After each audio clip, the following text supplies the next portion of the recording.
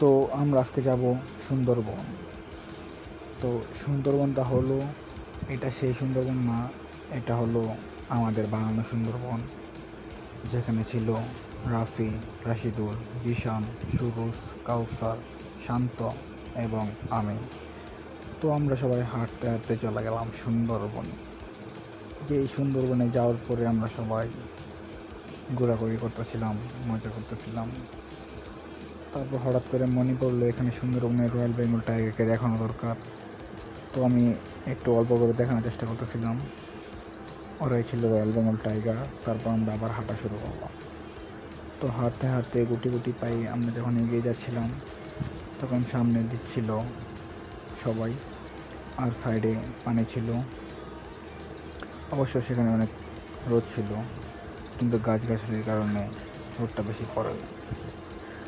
তো যাই হোক, এটা হলো আমার জীবনের 120তম ব্লগ।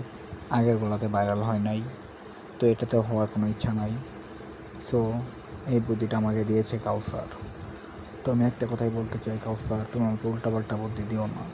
তুমি রয়্যাল বেঙ্গল টাইগারের কথা বলে আমাকে কোন জায়গায় করতে নিয়ে গেছো। এখানে আবার রাশিদুল বলতেছে না কাউসারের কোনো দোষ নেই, জিশান বলতেছে কাউসারের দোষ, আবার রাফি বলতেছে দুটা চর মার। আমি যে দুটা চর মেরে দিলাম কাউসার। যাই হোক, কে কিছু মনে করো না, কাউসার চর খেতেই তার কাছে ভিতরে ঢুকে গেছে। তো আমরা আবার গুটি গুটি পায়ে এগিয়ে যাচ্ছিলাম, দেখতে পেলাম ইটের বাটা। ইটের বাটা কেউ মনে করো না, কিছু ইট এখানে রেখে রাখা আছে। তো গুটি গুটি পায়ে শুরু জেগে যাচ্ছিল, তার যা আছে লেখা ছিল MS বিজে কিং।